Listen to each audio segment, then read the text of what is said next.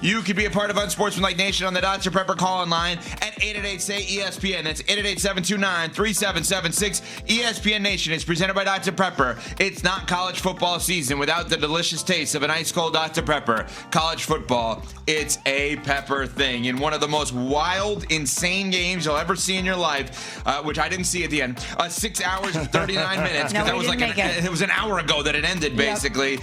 Dodgers up 2-1, 6-5 win, 18 innings. She is Michelle Smallman running the marathon on Sunday. He is Chris Canty. I am Evan Cohen. Good morning, everybody. Good morning to you, Evan Cohen. Good morning, Michelle Smallman. But most importantly, good morning to Pat Costello. Isn't Pat the guy that told us that Shohei Ohtani was not a postseason performer? I believe so, yes. Wasn't he that guy?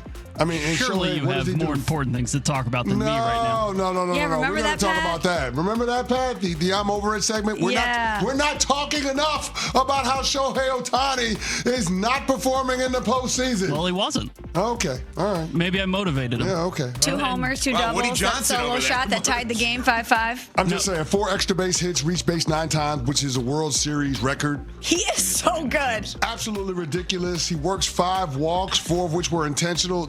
He was so dominant that John Schneider says, you know what, we're not going to let that guy beat us. Anybody can beat us. Even Freddie Freeman, who won World Series MVP the year before, we'd rather have him beat us than the inevitability of Shohei Ohtani. Well, guess what? Freddie Freeman did beat them. Freddie Freeman was like, okay, you want to put it on my shoulders? I'm good. That's a bet. I'll be sure to handle my business. He's the first player in World Series history with multiple career walk-off home runs. He did it in Game 1 last year, that walk-off grand slam.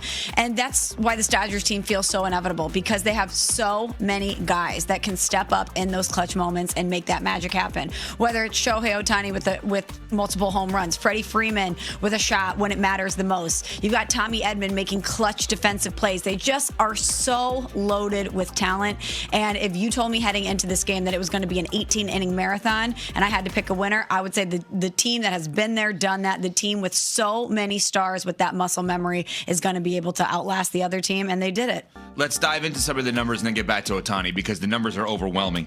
Will Klein, relief pitcher, 4 innings, no runs, 5 strikeouts for the Dodgers. The Dodgers used 10 pitchers in this game. That's a World Series record. One of those pitchers, you may have heard of him. He's in his last season in Major League Baseball. He's going to be a first ballot, unanimous, potentially Hall of Famer. Clayton Kershaw, top of the 12, 2 outs. 5-5 game, bases loaded, comes in. He gets out of that jam, and the Tommy Edman little flip to first base, as small as just reference. How about Toronto with 19 runners left on base, a World Series record, just remarkable. That's going to keep you up at night. Well, they were already up at night because they had to play baseball. George Springer injury will keep you up longer, though. Yes. That's a problem. That's a problem. Let's get into the Ohtani part of this. You guys mentioned it. 4 of 4. Okay, that's the at-bats that count in the numbers there. 2 homers, 8 for the postseason, 2 doubles, 5 walks, 4 intentional, 3 ribbies, 14 for the postseason. Here's the wild thing. From after the 7th inning, there were in essence 11 innings, right? 10 or 11 innings, whatever. Yeah, they basically played a doubleheader. Yeah. So he went up 5 different times. They intentionally walked him 4 of them. And the 5th one where he walked, they just didn't intentionally do it. They just didn't throw him any pitches to hit. When we compare him to some of the greats of all time, which he already is, Bonds is the one that you're like, all right, well, there's Bonds, and then there may be in our lifetime, and then everybody else. Ken Griffey Jr. obviously right there with Bonds. He had a Bonds-like game last night, because the amazing thing with Bonds when he was at his peak was that they would walk him with the bases loaded and be like, I'd rather just face whoever's next and give him a run. I'd argue what Toronto did last night worked. As crazy as that sounds, and I don't, because he didn't score a run after that. I don't know, guys. Is he going to see another pitch the entire series? They're going to have to pitch to him at some point. Why? They're going to have to. Because you've seen what that roster can do. They're flush with MVPs. So if you don't want to let Ohtani beat you, they got other guys that can beat you, whether it's Freddie Freeman or it's Mookie Betts, so on and so forth. You can't afford to continue to put guys on base and think that lineup isn't going to come through in a big spot. I would argue that they were fortunate last night with how many times Ohtani was able to reach base and how many guys that they were able to see on base, all of the traffic that they had for their pitches. They were fortunate not to have the Dodgers put up a bigger number. So I don't know if that's something that's sustainable. I think that might be something that they use for the moment. But, I mean, how many games are the Dodgers going to go 2 of 14 with runners in scoring position? Oof. You know, for all of the things we're talking about, the guys left on base for the Blue Jays, the Dodgers left 18 guys on the bags. So how many games are you going to have where the rest of the lineup isn't going to come through? I don't think you're going to have many of those, which is why I think last night's game was an outlier. And of course, the manager for the Blue Jays, you got to feel the heartbeat of the game. It just made more sense based on what you've already seen from Ohtani with 4 extra base hits to see if somebody else could do it. And unfortunately for him, he found out that Andrew Freeman built the roster where there's always a guy other than Ohtani, the star, that can step up in a big spot. Not many vulnerabilities on the Dodgers team. Hell no. They are The vulnerability was the bullpen, and those guys came through. They did. Everybody said, you know what? If we can get to the Dodgers bullpen, we got a chance. If the Blue Jays can grind out the starting pitching, we got a chance. No, you don't.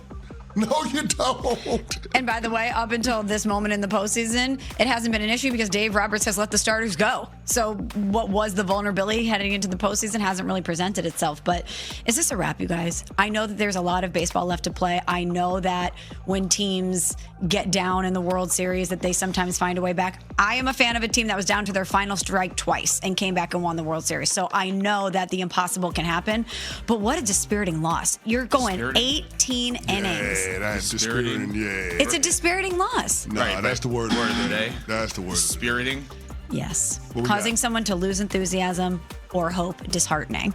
This was a dispiriting loss, though, You for worked Toronto. so hard to set that up. You didn't even answer the question that I asked both of you because you're like, I have to figure out a way of getting dispiriting it. Because what is more dispiriting than what Toronto endured last night? An 18-inning marathon, understand. and That you is dispiriting. lose the game That on is a dispi- walk-off? that is dispiriting. I understand that. You get that many guys on base, and you lose the game in 18 innings? There is no other way to describe this game other than dispiriting. Oh, yeah, no other way. But I'd like Miss Baseball over there to answer the question that About as CC subtle as a answered. gunshot, Smalls. Can you answer the question? He says you have to still pitch to Ohtani. I say I don't think so. Would you, if you were the Blue Jays, pitch to Ohtani the rest of the series? They didn't pitch to him from innings 8 to 18, and the Dodgers only scored 1 run. CC's saying they got fortunate. There's no way that's replicable moving forward, that they're going to get burnt by that.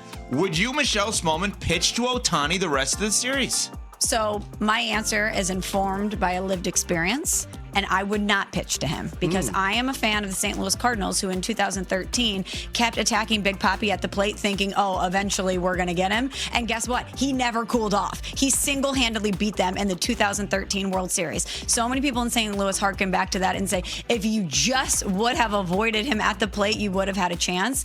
So I personally would not go after Ohtani. So lead off tonight. But to Cece's point, there are so many other guys in that lineup that you're concerned with. It worked. Even though they lost last night, there's an argument it worked. John Schneider is the manager of the Blue Jays. Ironically, he's also the general manager of the Seahawks,